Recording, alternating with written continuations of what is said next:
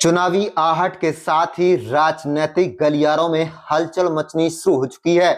इसी कड़ी में जिला कांग्रेस कार्यालय पर गांव असावटा निवासी 11 लोगों ने अपनी आस्था कांग्रेस में जताते हुए पूर्व मंत्री करण सिंह दलाल के नेतृत्व में भाजपा को अलविदा कहकर कांग्रेस पार्टी को ज्वाइन किया है। कांग्रेस के कद्दावर नेता करण सिंह दलाल ने इन लोगों को कांग्रेस का पटका पहनाकर पार्टी में शामिल किया है। आप देख रहे हैं पलवल ब्यूरो रिपोर्ट। 11 हमारे इलाके की बहुत बड़ी हस्ती है। असावटा गांव के परिवार नहीं, ये इलाके के मालिक है। मैं आपको निश्चित तौर पे कह रहा हूँ, असावटा गांव का जो सम्मान इस इलाके में है उसकी एक अलग ही वो है।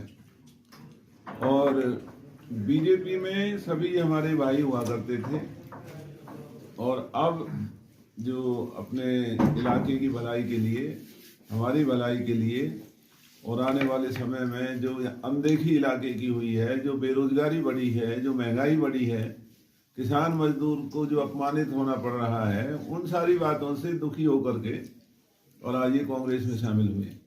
आगे भी अभियान जारी रहेगा? ये अभियान निरंतर जारी रहेगा। प्रधान साहब, पलवल विधानसभा से जुड़े हैं, अभी चुनाव आपकी जो बात आ रही है फरीदाबाद लोकसभा से, तो क्या अन्य विधानसभा में भी इस तरह का अभियान जारी रहेगा? जी, ये पूरे 9 के 9 हल्कों में चला हुआ अभियान है, और अब हम हल्के वाइज भी मीटिंग करेंगे तो सब जगह ही लोगों में, क्योंकि सबसे बड़ा जो दुख लोगों को हुआ है वो ये हुआ है कि जो किसान परिवार हैं या कमेरा वर्ग है, दलित समाज है, पिछड़े हुए लोग हैं, नौजवान हैं, उन्होंने 10 साल में सरकार ने सबसे ज्यादा इनको निराश किया है। जैसे फौज की नौकरी, अब जैसा सावटा गांव में घर घर में हमारे बच्चे फौज में हुआ करते थे, ना ही किसी से कोई पुलिस या और महकमों की बात करते थे, फौज से इनका बहुत ज्यादा लगाव है। अब वो फौज की भर्ती जो बंद की है, जो असावटा गांव की हालत है, ये हर गांव की हालत है। नौजवान बहुत ज्यादा मायूस हुआ है कि वे तो रोजगार गया और एक देश की सेवा हमारे हाथों से गई।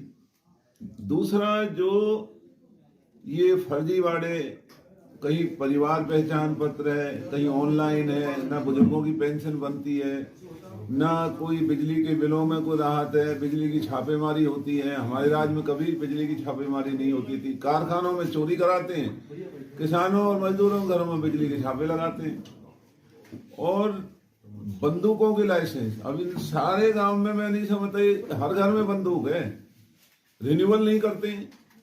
कभी कहते हैं आंखों को चेक कराओ, कभी कहते हैं उम्र सर्टिफिकेट लाओ। हमारे टाइम में 5 रुपए की फीस थी, अब 3000 के करीब रुपए फीस कर दी, और रिन्यूअल नहीं होता। नया बनाना तो भूल जाइए, लेट हो जाए तो 5100 की पेनल्टी, और फिर 5100 की पेनल्टी। और जो रेड क्रॉस, एक और गोरख धंधा जो हमने खत्म कर दिया था, रेड क्रॉस, अब रेड क्रॉस मांगते हैं। और महंगाई का आलम यह है कि किसान की फसल का तो रेट कोई नहीं मिलता, बाकी हर चीज में इतनी महंगाई है कि जब खरीदने जाते हैं तो आटे दाल का भाव पता लगता है। तो ये उम्मीद कभी भी इस इलाके के लोगों ने नहीं की थी। तो 10 साल इनको देखा है, वही इनके पुराने पाखंड हैं, वही इनके झूठे नारे हैं। अमीर अमीर होता जा रहा है, मध्यम परिवार और गरीब गरीब होते जा रहे हैं, कंगाल हो रहे हैं। तो लोगों का दम घुट रहा है। और आप देखना आने वाले दिनों में, ये चाहे कितने ही राम मंदिर और दूसरे इस तरह की बातें करें, लेकिन लोग इनकी असलियत को जान चुके हैं। क्योंकि जब चुनाव आता है तभी इन्हें राम मंदिर की याद आई। राम मंदिर अभी बना भी नहीं है।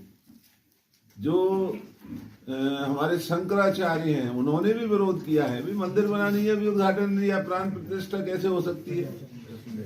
लेकिन अपना राजनीतिक लाभ उठाने के लिए किसी भी सीमा को लांघने का काम बीजेपी की सरकार कर रही है। जातियों में, धर्मों में लोगों को बांट करके अपनी हुकूमत को आगे बढ़ा रही है।